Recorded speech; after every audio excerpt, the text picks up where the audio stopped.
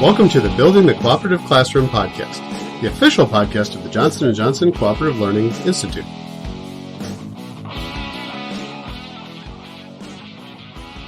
Welcome to the Building the Cooperative Classroom podcast. This is Adam Rivita. You're joining us for part 3 of our interview with Allison Gest, Assistant Principal for Teaching and Learning at Maine East High School. In this episode, she talks a little bit about how to move evaluation conversations from true evaluation conversations back to coaching conversations, especially with regards to implementing cooperative learning in the classroom. And we also have a good discussion of the CASEL standards and how cooperative learning, social skills blend nicely with the focus on teaching social emotional learning in the classroom.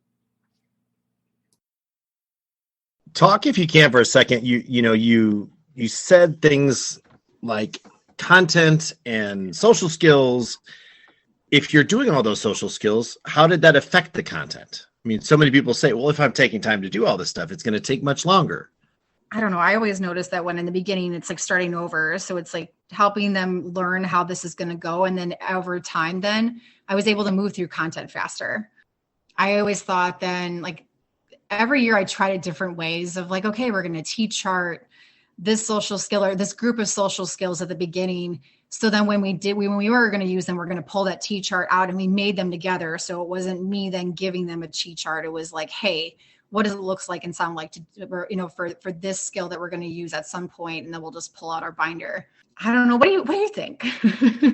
I think I would agree. I think I would agree with you. And I think we've probably talked about that at some point on a previous episode, maybe, hopefully, but it's a roadblock for many people when they get started, because it does take a while to get moving. But once you get there, and once kids start to really get it, and they really start to sink or swim together, then it does go faster. So I agree with you. Let me talk a little bit more, or let me hear you talk a little bit more about your role as a administrator, as an evaluator. One of the things that I hear from time to time is, oh yeah, cooperative learning, I do that stuff. I'm very dismissive of it being intentional practice. You know, when you talk about the formal evaluation process, cooperative learning hits nearly every box within domains 2 and 3. And when you start to sort of show that to teachers, and they're dismissive of, oh yeah, I do that cooperative learning stuff. Do you go to Danielson and show them like, well, here's where you would be if you were doing cooperative learning, but here's where you are? Is the evaluation piece, is it impactful, or do you take a different tact when discussing it with them? I don't usually just bring up the rubric right away. I don't just go to like, hey, let's look at, domain 2 and talk about, creating rapport and like 2A. I don't bring that up. Like, I know the language enough that on Danielson that we can talk about like, okay, like, where do you see that this could, we can improve on this part? And then eventually we'll maybe get to the rubric as we talk through, but it's like, I think really it still goes back to like, well, what kind of conversation do I want to have? Do I want to say like, I need to have a direct conversation because something didn't go well, and I want to tell a teacher like, this is what you need to do? Or is it the coaching conversation? So it's like asking some questions, one, because I want to get further about where are their beliefs, right? Do they see that, why are they doing cooperative learning? Do they want to do cooperative learning? If they say like, well, I'm already doing that, well, tell me more about that. What does that look like for you? Really getting that I kind of just want to get to the heart of asking the question of, well, then tell me where you're embedding all 5 parts of the cooperative learning pieces, the elements in your practice. I think that I think part of it too is the differentiated coaching piece. It depends on the teacher. Like if you know your teacher, then how you're going to be able to ask questions, how deep do you want to go to be able to get there? Like when I have not heard many people, at least recently, say well, I already do that, or I'm already doing that. I think the intentional part of being specific, of asking about like, well, tell me what tell me about the positive independence that you were implementing. Okay, well, was it there or not? Okay, well, how can we make that better?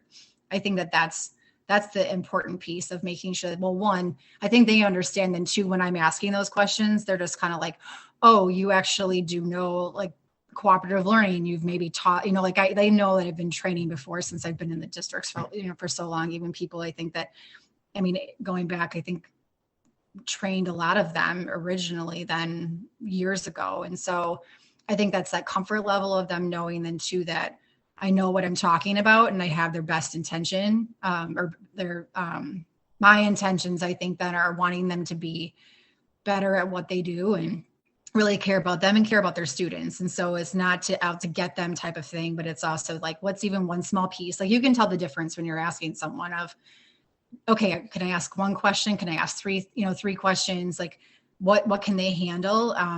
But a lot of it, I think, starts like with belief. Like, where are they then, I think, and like, do they actually want to implement this or not? Let's say somebody doesn't believe in cooperative learning. How do you start to change those beliefs? Now you're like making me go back like 10, like at least 7 to 10 years here, Adam. Probably. I mean, I've got like a couple of people in my head of just conversations that I had. I mean, Derrick is right there. You can't talk about him. What, Derrick? Yeah. No, I'm always thinking about the conversations that I've had with people over time. It's not about necessarily I don't even know if it's the belief part. I think it's that people are scared that they're giving up control of their classroom, and giving up control of their classroom. It's scary sometimes because it's not about me anymore. And it's now putting things in the hands of the students.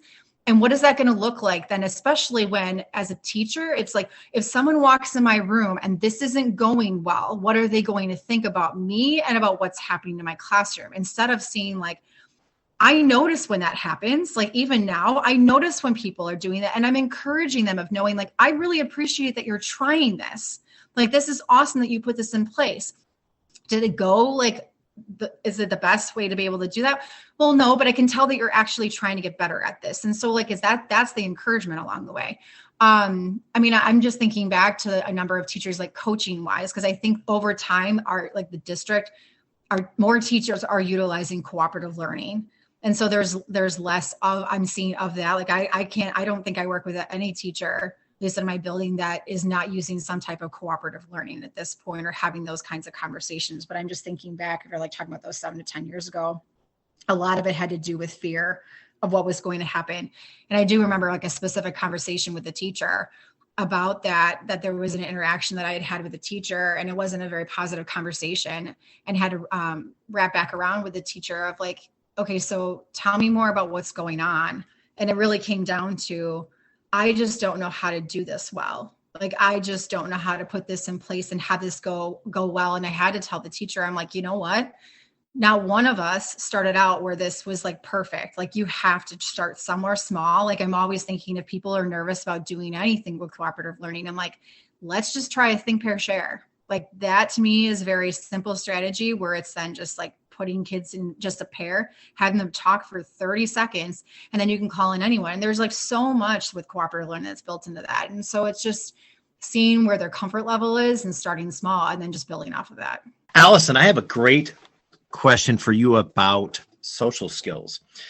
We've had a game board for a long, long time that came from, I believe, the Brown Book, right? It's in the Brown Book. That is in chapter 6. No, somebody help me out. What chapter is that? When we talk about social skills and the what we refer to as the game board, right? It's the traveling from the most basic of skills in those forming skills to those most complex skills, those fermenting skills. We see so much emphasis now in school about social skills, but they've evolved. And so we now point toward like our CASEL standards and skills. How would you say, can we implement those CASEL standards instead of what we see in the Brown Book? Do we mix them both? How have social skills evolved, from the time you started with cooperative learning until, what you see now? Like, I have multiple thoughts in my head. One, when you look at equity, specifically, I think then more now of when you look at that game board, there are a couple of things on that game board I don't think that we could say that all students have to do. That making eye contact, I know then talk about that as one of our forming skills, that I don't necessarily think that making eye contact then maybe is the best thing in all cultures.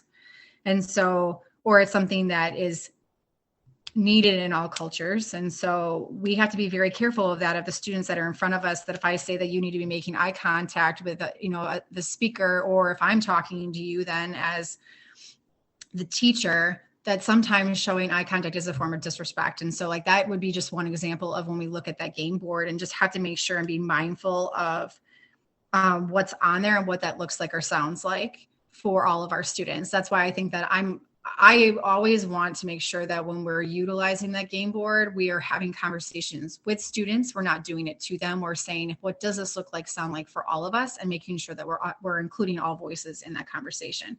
I do see though, so like now kind of wrapping in your CASEL piece, I do see where the five competencies for CASEL do a nice blend or enhance the social skill piece. Like I do see a lot of where the social skills are embedded in a lot of the relationship skills that are part of CASEL. There are a lot of things though, I think on that game board that are a lot of, I'll be honest, speaking and listening skills that are part of Common Core that I think that we just maybe overlooked when we just did not actually take the time when Common Core came out to actually look at that and start talking about how those overlap.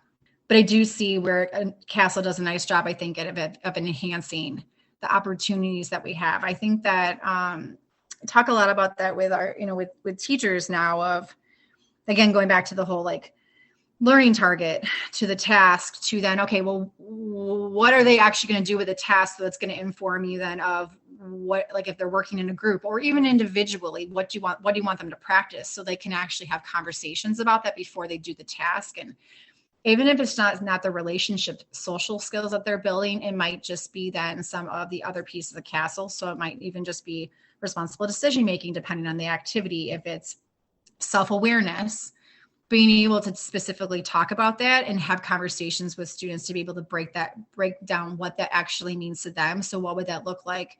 What would I see or hear standing in the doorway, closing my eyes then, and then making sure, including then, are all students that are represented in the classroom being heard then when we have that conversation?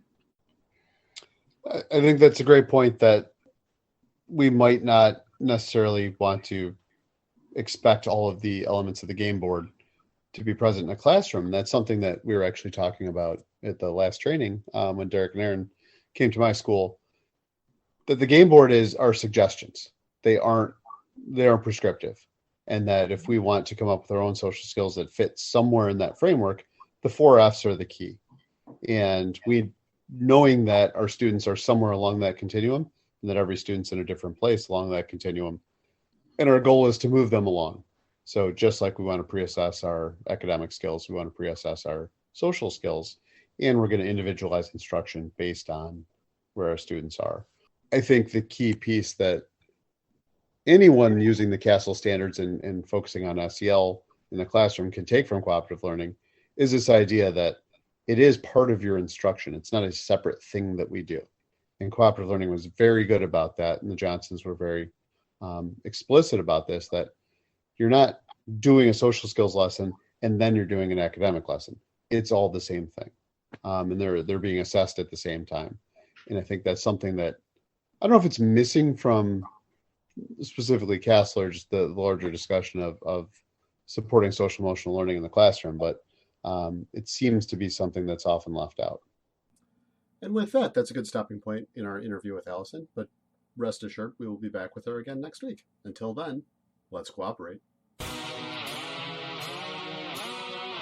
Thank you for listening to the Building the Cooperative Classroom podcast, the official podcast of the Johnson & Johnson Cooperative Learning Institute.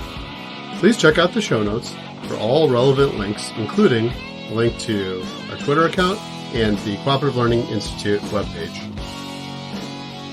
This podcast is copyrighted under the Creative Commons license, copyright 2021. Theme music courtesy of Jimmy Ryan.